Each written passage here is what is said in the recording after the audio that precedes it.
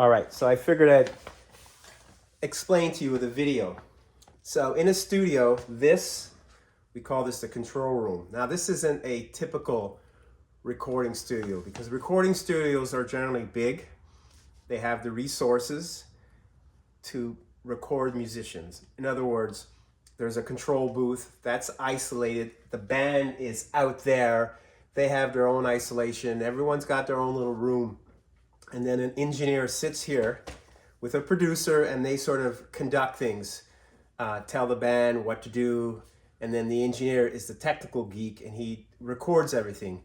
In the old days, you would record to tape, but today you record inside the computer. This studio is more what's called a compositional studio because I'm by myself. I don't have the resources. I don't have engineers, producers, nor do I want them in here anyway because it's not really a commercial studio in the pure sense. One thing that all studios have is they have a patch bay. This is a patch bay. It's a way of patching using patch cables, just these pretty standard cables, okay?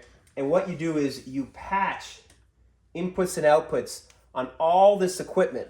Now, in a home house, like we were talking about, you generally have your TV, your amplifier, and that's it. You never go behind the TV and your amp and unplug things and plug things, nor why would you?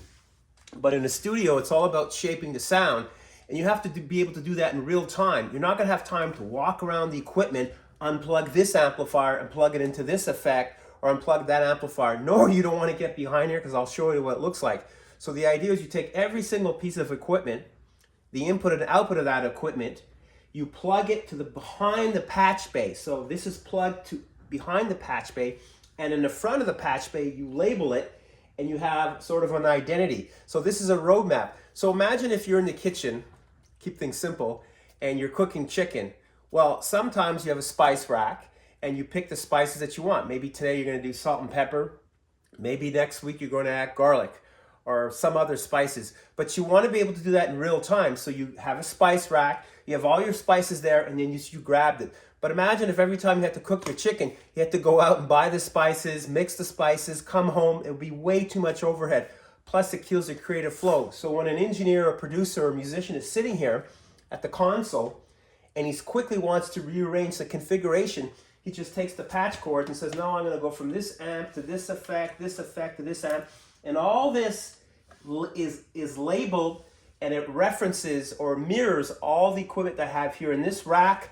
I have more equipment there, etc. In a commercial studio, you have a ton of equipment, like maybe 500-600 pieces of gear, because that's what recording is. It's about shaping the sound, and you do that with a lot of equipment. You also do it inside the computer. So over the years, these racks of equipment has been shrinking because they're being emulated inside the digital world.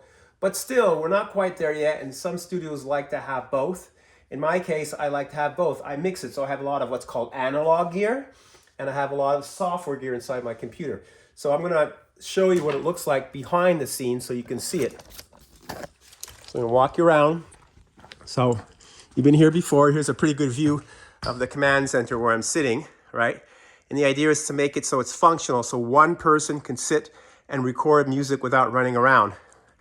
Now, this is what behind the patch bay is. So all the equipment, as you can see, it's a bloody mess. Maybe I'll turn on the light. It all comes, tons of buses and wires, and it goes right behind the patch bay. I don't want to come behind here ever.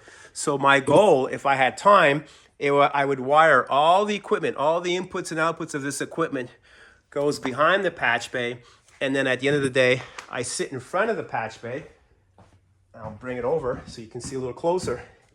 And then I route my sound to basically the computer, because that's where I record things. So all of this is the front of all my equipment.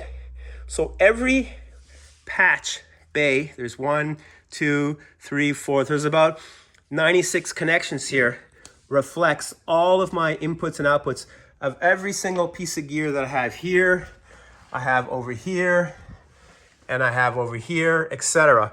So that I can just sit down without having to do anything on a day-to-day basis, because I don't want to be basically going behind, unpatching things, and then get back to playing. Oh, I want to do something different, stop playing, get behind so it breaks the creative flow. So a lot of nerd tech stuff here, but I wanted to give you the insight of how a typical studio works.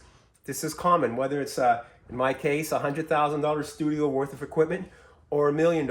They all have patch bays. All right, enjoy your Sunday Easter.